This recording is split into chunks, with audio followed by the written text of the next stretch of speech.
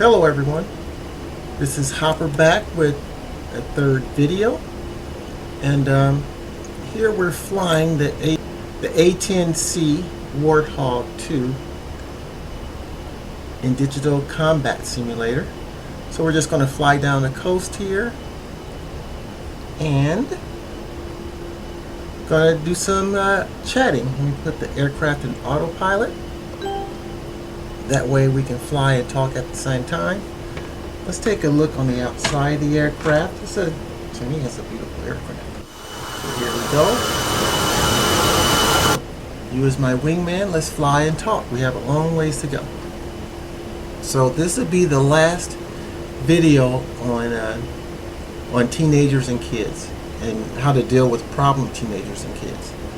So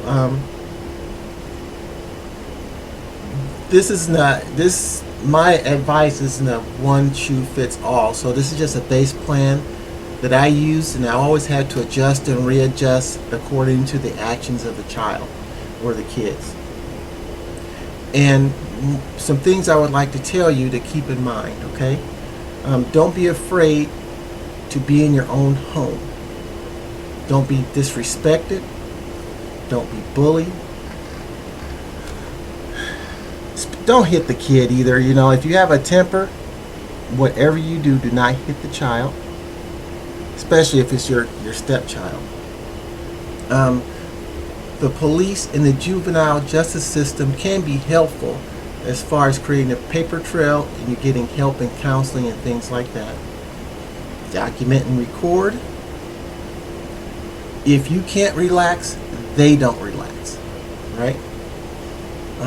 Take away things as punishment, and this just not only mean physical things, you know, TV or cell phone or something like that, but you know, hey, you know everything, I guess you'll walk to school, I won't be taking you to school or things like that.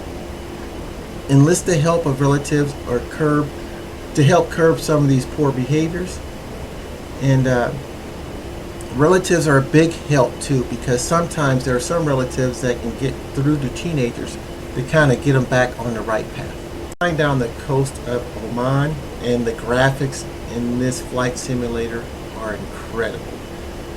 Right now we're just staying in autopilot because talking and trying to blow things up and dogfighting is pretty intense. So as I get better at making these videos, I'll try to incorporate more of that stuff in there. Also do, you know, other airplanes as well. Alright, so let's get back to the topic at hand. Some teenagers have issues, and that's just part of being a teenager.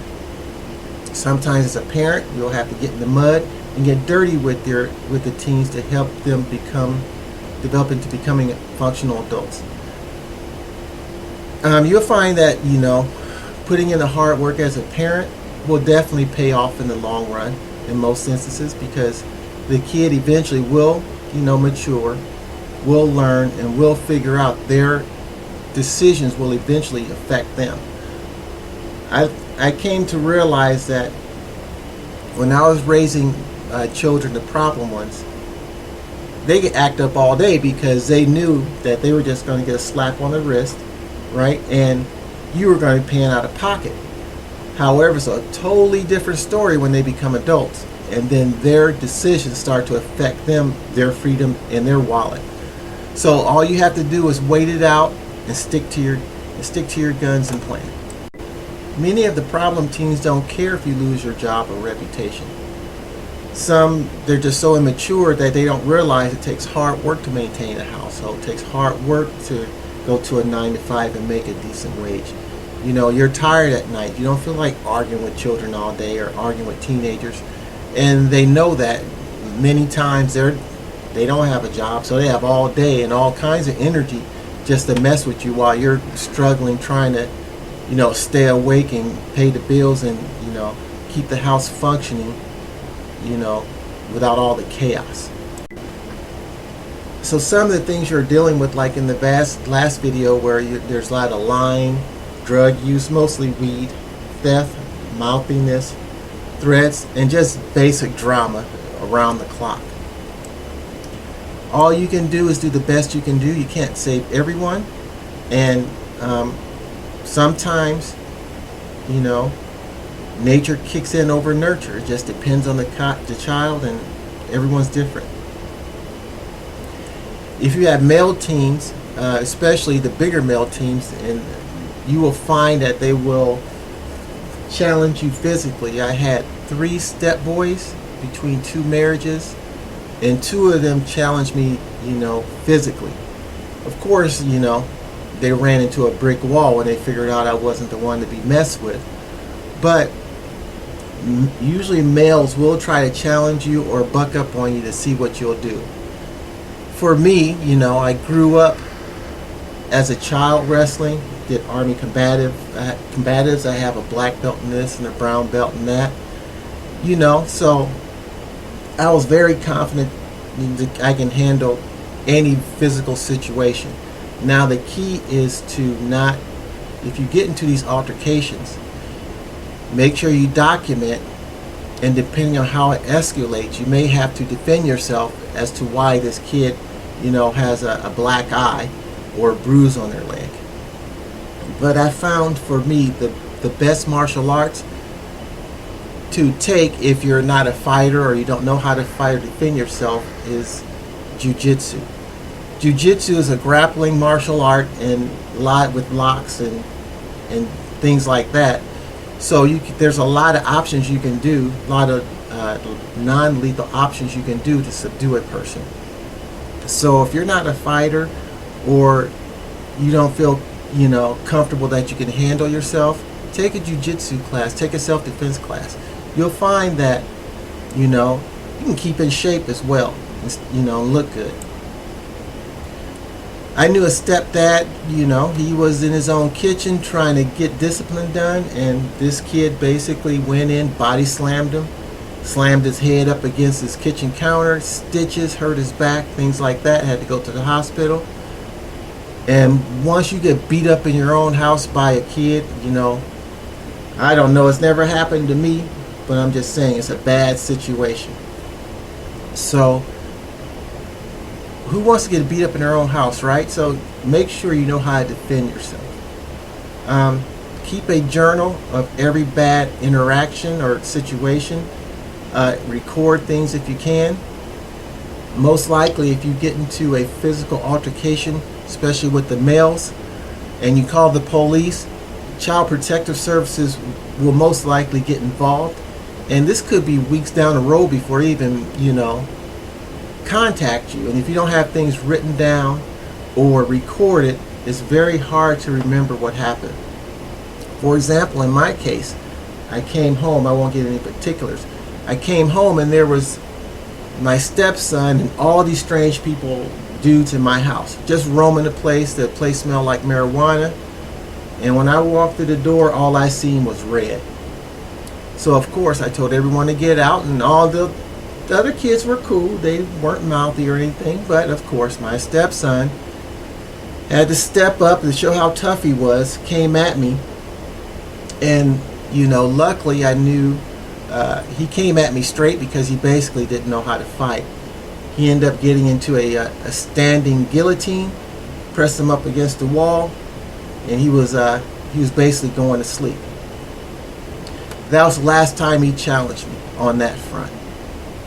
Right? So a lot of times with these kids, they will see how far they can push you. And if they see fear, intimidation, things like that, you're pretty much screwed. Now, if you don't have a self-defense background and things like that, there's nothing wrong with picking up the telephone and calling the police. Hey, that's the police's job, right? Why should you be up there fighting every day and dealing with all this crap? Plus, it creates a paper trail when the police has to write tickets and things like that.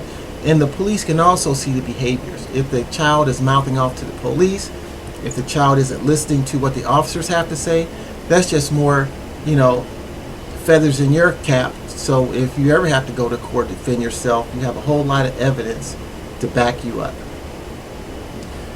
Now, if you have female teenagers, in my experiences, they will make you do things to try to hit them. They'll be in your face. I had one stepdaughter, that was her main goal, was to get me to hit her.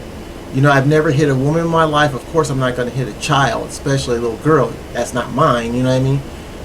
Yeah, I didn't even, hit my own natural children, you know what I mean? So, I'm not sure what she was thinking, but, well, I know what she was thinking. She wanted me to hit her so she can go to the authorities to say she was being abused, and then I would be locked up. Then she would have free reign of the household, and that wasn't going to happen. And they don't realize that, you're the breadwinner, you're taking care of things. If you're locked up, what are they going to do, right? Money just don't fall out the sky. So they really don't understand what's going on because it's so immature or stupid. I'm not sure what the problem is, but you just can't fall into that trap. So when it comes to girls, whatever you do, don't be the aggressor. You know what I mean? If you have to, if you put your hands, especially on a female teenager, and you leave a bruise, and if this is the type of child that will produce fake tears at the drop of a dime, you might as well turn around and be handcuffed, because those cops will handcuff you and they will take you in. And then you have a whole lot of explaining to do as to why you put your hands on this child. Also, the child isn't going to tell the truth, so it'll be your word against his. So whatever you do, try to create a paper trail and recording so you can always back your always have protection. The main goal of these kids is to get you out the household or to keep you away from the household so they can do what they want to do. Whether they, do drugs, have friends over, sex, whatever the case may be, that's their main goal. So don't fall for the tricks. Make sure if someone's going to leave, it's going to be them.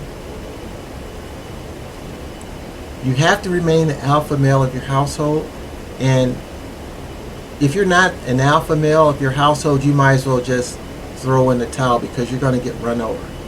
I know it sucks. It may not be in your personality to crack down and yell back and lock things down, but you may have to.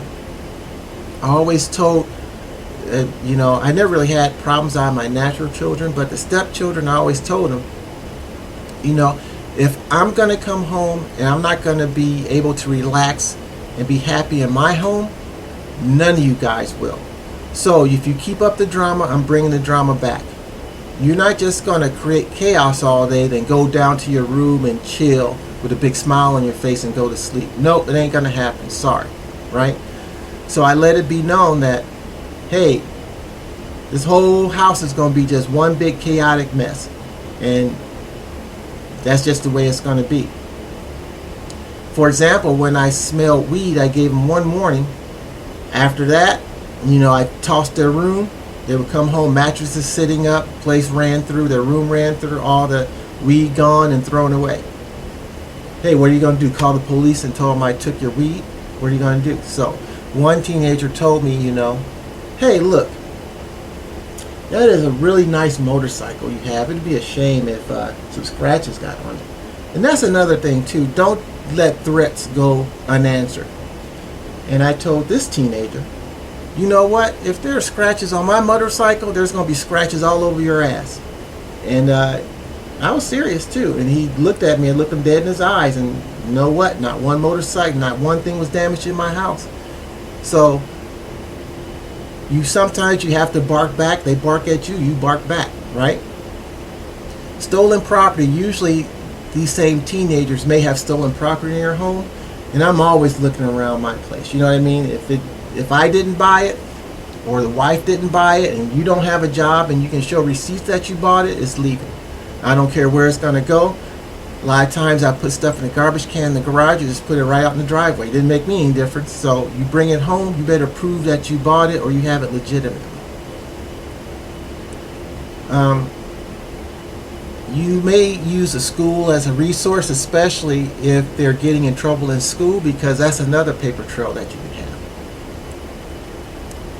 Also, the police can be very helpful in this situation. I don't like police officers at my house, especially, all the time, but you have to do it, especially if there's a potential of escalating violence or the kid's just not listening. So the police will come in, you tell your side of the story, the kid tells their side of the story, and whether the police believe you or not, there is a paper trail. So the more paper you can stack up and document about these behaviors, you'll have a better chance in court in protecting yourself from getting in trouble. Heck, if the kid was out past curfew, police are called. If you don't want to go to school, well, the police is going to be waking you up. If you want to fight, no, I'm not going to fight you. I'll just let you fight the police. You know what I mean? Hey, you don't want to come home from your friend's house and your friend's parents are not letting you come home? Hell, the police going to be at their house too. So I bet I had the police at my house every other night. You know, I had to call the police on, you know, their friends' parents because for some reason, you know, I don't know what the deal was. The kid was probably lying, saying they're getting beat up or something. I don't know what the deal was. But anyway, all right, we're just going to send the police over there too. So the police are getting tired of being called. They're tired of being at the same home. They're tired of the parents of the friends, you know, they're tired of police lights flashing out in front of their house. So that curbs behaviors really, really quick. Also, you know, the main goal is to get them on paper. So if you pin enough paper on them, the court systems will have no choice but to get involved. So when the court systems are involved, that opens up a whole different avenue for you to take. For example, they'll suggest counseling. They'll suggest, you know, drug rehabilitation. You know, it's going to take a lot of time because you're going to have to sit there with, you know, caseworkers and, you know, psychiatrists or other people they enlist to help curb this child's behavior. But, you know, it helps. You know, it helps. A lot of times you can pick up the phone and don't get in contact with anyone, or, you know, the juvenile justice system is broken. But, you know, it's uncomfortable for a kid, or some teenagers have to be in court every day, have to get up, let's go, you know, get grilled with a bunch of questions. Why are you behaving this way? Why are you behaving that way? So it's just another option. Now, I personally think the juvenile justice system is broken, but that's a whole different story in itself.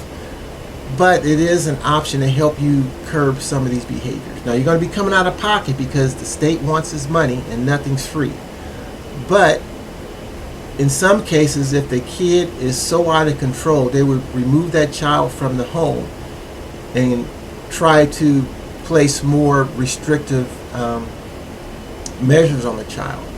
A lot of times, many times it doesn't work, or the kid will fake like he or she is doing better, get released and go back to the same, you know, behaviors when they get back home. And if that happens, just start the cycle all over again. Pick up the phone, call caseworkers, call the police, or whatever. So also start taking away things. If the behaviors aren't being curbed, hey, I paid a cell phone bill, give me your cell phone. Hey, I bought that TV, I'm taking this TV. You know, that bed, oh my goodness, you don't need a nice bed like that. Why? I tell you what, you can sleep on a box spring and mattress. You know, even the basic things take away from them. I'm not saying have them living in like a dungeon, but the nice creature comforts, take them away. You know, you're gonna mouth to me like, you know, I'm a piece of crap, you know, just an average person on the street that you can curse out. I tell you what, I think you should walk to school today. I know it's only 10 degrees outside, but hey, you know, you talked yourself out of a ride. Oh, one teenager told me, he said, you know what? I'm only here for the food and to eat.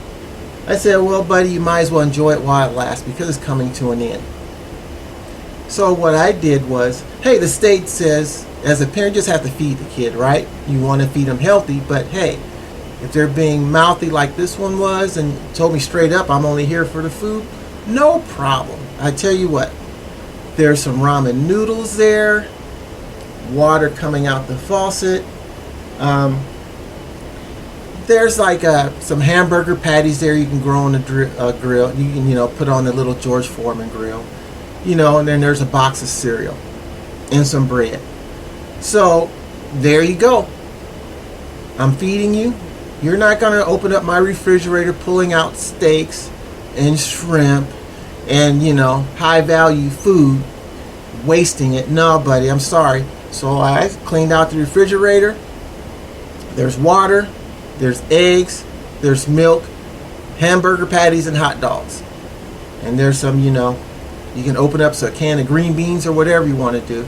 But that eating fancy, the steaks, the shrimp, the nice, you know, the Chinese food, all the good stuff, nah, buddy, sorry, nope.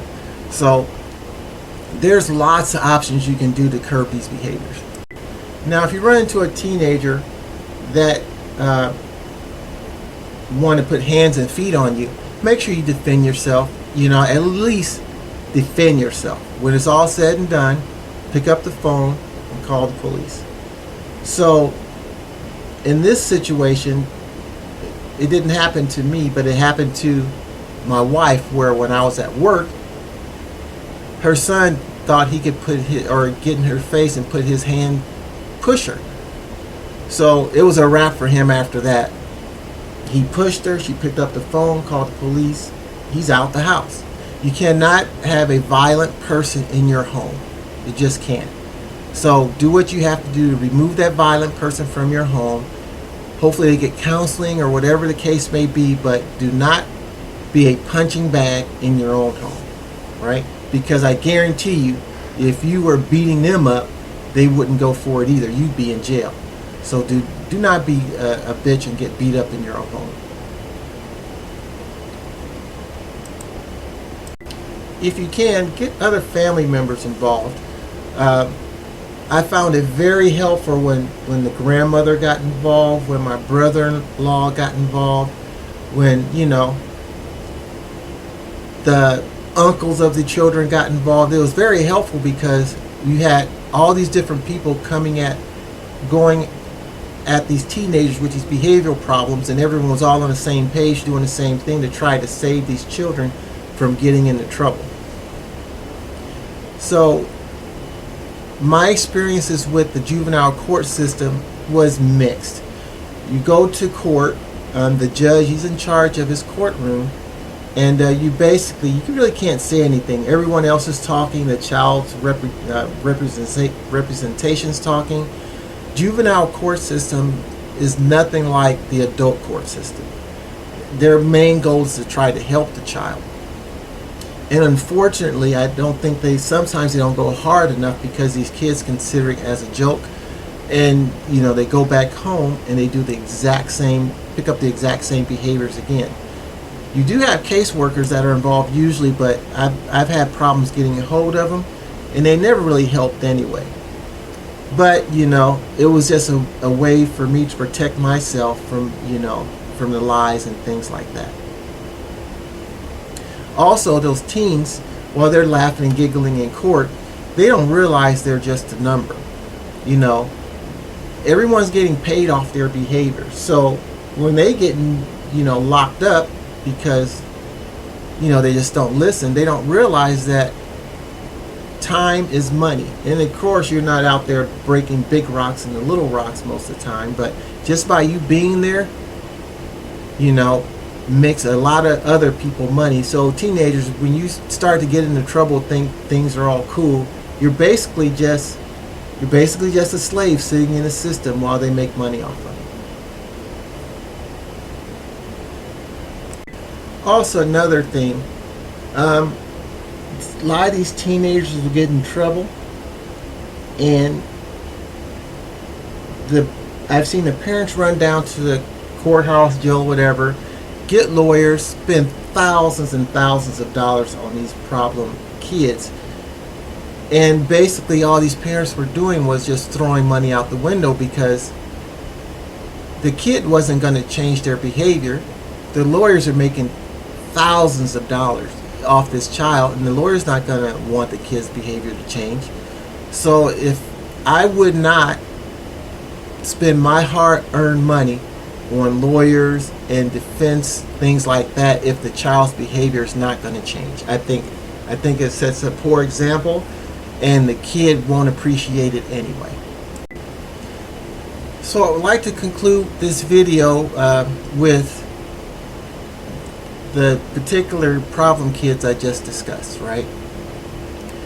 So the girls, these behaviors happened around 20 years ago. Everyone's adult now, and it was worth it because me as a step parent, I put in the hard work, tried to curb these children's behaviors, because I knew that if those behaviors weren't curbed, then they would grow up into adulthood creating havoc on the rest of society, right?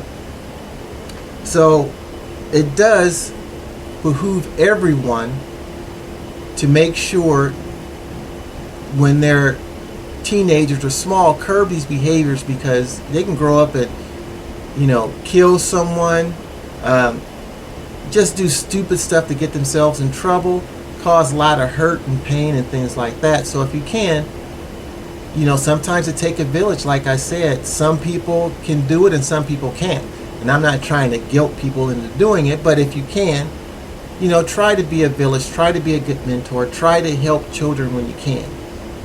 So in this particular case, the girls basically grew up to be excellent moms, right? They very respectful now. We have a good relationship. They see me as a father figure. They ask me, my opinion on things. The men they chose were top-notch men because, I would help vet. Yeah, they were bad kids, but as they became older and started dating and started trusting my judgment, of course they chose some knuckleheads. And I gave my opinion when they asked for it, but they eventually even chose 2 guys that were top-notch guys. These guys take care of their children. They bring in the money.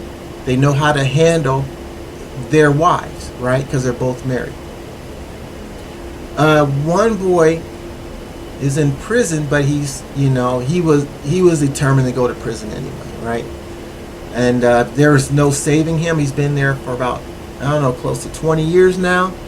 Every so often he calls on the phone. He talks like he has some sense, but usually when it comes to inmates and ex-inmates, allow them to talk a good game, but you have to really see what happens when the rubber meets the road. If they can get out, and maintain, a healthy lifestyle, stay away from trouble, many do very, very well as, ex-convicts. The other boy, same way. He raises his little girl.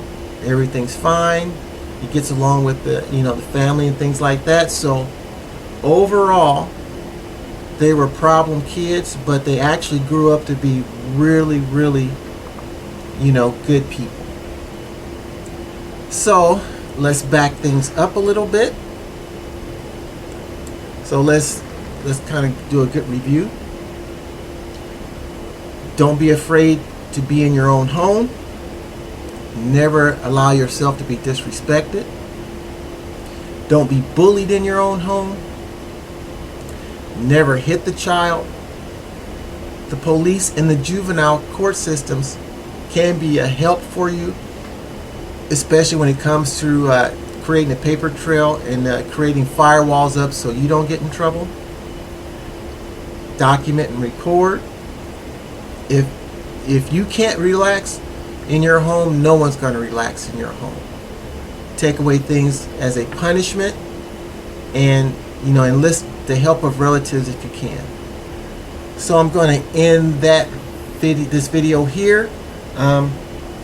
If you can, try to watch the other 3 videos to fill in some other things too that might be helpful.